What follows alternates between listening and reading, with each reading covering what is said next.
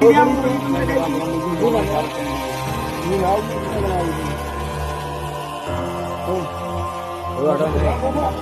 काट दी भाई मशीन करते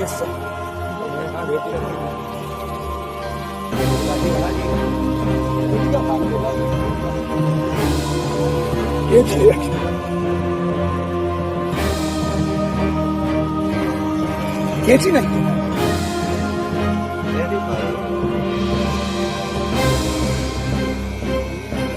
दूसरी आग लगती है। नमस्कार दोस्तों, ये कोई कहानी नहीं, ये कोई अफवाह नहीं, ये 2025 के भारत की एक कड़वी सच्चाई है। उत्तर प्रदेश के इटावा जिले में एक अहेरीपुर गांव में एक रामकथा का आयोजन चल रहा था। लोग भक्ति में डूबे थे, श्रद्धा और विश्वास का माहौल था। मंच पर एक कथावाचक भगवान की महिमा का गुणगान कर रहे थे, लेकिन जैसे ये बात सामने आई कि यह कथावाचक जो है यादव समाज से हैं, पूरा माहौल बदल गया। जो लोग कुछ साल पहले जो है भगवान का नाम गा रहे थे, उन्हीं के भीतर की जातिवादी सोच जाग गई। उनके साथ मारपीट की गई, उनका जबरन सिर मुड़वा दिया गया। इतना ही नहीं, सार्वजनिक रूप से अपमानित करते हुए उनकी नाक को जमीन में रगड़वाई गई। सोचिए, एक आदमी जो भगवान की कथा सुना रहा था, उसके साथ ऐसा बर्ताव सिर्फ इसलिए किया गया क्योंकि वह ब्राह्मण समाज से नहीं, यादव समाज से था। अब सवाल ये, क्या यादव हिंदू नहीं है? क्या कथा कहने का अधिकार सिर्फ ब्राह्मणों का है? क्या धर्म के कार्य भी अब जाति देखकर बांटे जाएंगे? क्या गीता सिर्फ ऊंची जाति के लिए है? क्या भक्ति में भागीदारी का अधिकार सिर्फ उन्हीं जातियों को हो जिन्हें समाज ऊंचा मानता है?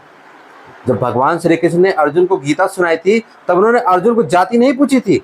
जब तुलसीदास ने रामचरितमानस लिखा, तब उन्होंने ये नहीं लिखा कि इसे केवल ब्राह्मण ही पढ़ सकते हो, पढ़ा सकते हैं। तो फिर आज क्या एक यादव कथा कहता है तो क्या उसे रोका जाता है? क्यों उसे प्रताड़ित किया जाता है? क्योंकि उसके आत्मसम्मान को क्यों कुचला जाता है?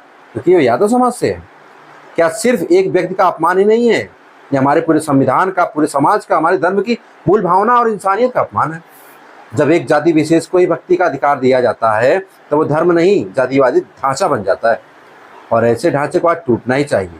हमारा संविधान कहता है कि हर नागरिक को बराबरी का अधिकार है, तो फिर धर्म पर ये जातिवादी पहरा क्यों? मंदिर, पूजा, कथा, ये सब किसी जाति की जागीर नहीं है। ये सब उस ईश्वर से जुड़ने का साधन है जो सबका है। अगर यादव कथा नहीं कर सकता तो क्या राम भक्त नहीं है? क्या उसकी आशा का कमतर है?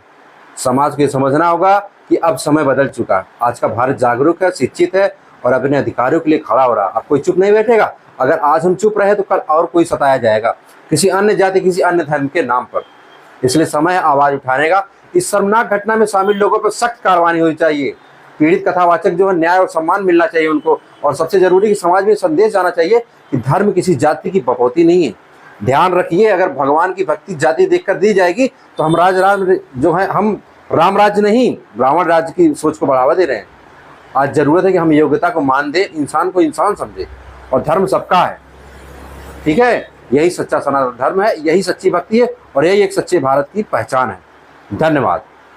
ग्राम दादरपुर, थाना बकेवर से संबंधित एक वीडियो आज सुबह सोशल मीडिया पर वायरल हुआ, जिसमें भागवत कथा के बाद कुछ ग्रामीणों के द्वारा दो व्यक्तियों के साथ अभद्रता की जा रही थी और उनके इच्छा के विरुद्ध उनके बाल काटे जा रहे थे। इस वीडियो का तत्काल संज्ञान लिया गया, मौके पर फोर्स भेजी गई और वीडियो के माध्यम से पीड़ित की पहचान की गई। पीड़ित से प्राप्त तहरीर के आधार पर तत्काल थाना बकेवर पर सुसंगत धाराओं में अभियोग पंजीकृत करते हुए 4 आरोपियों को गिरफ्तार किया गया, जिसमें वह मुख्य आरोपी निक्की भी है, जो वीडियो में बाल काटते हुए दिख रहा है। इन्हें जेल भेजा जाएगा और उनके विरुद्ध कड़ी विधिक कार्रवाई की जाएगी।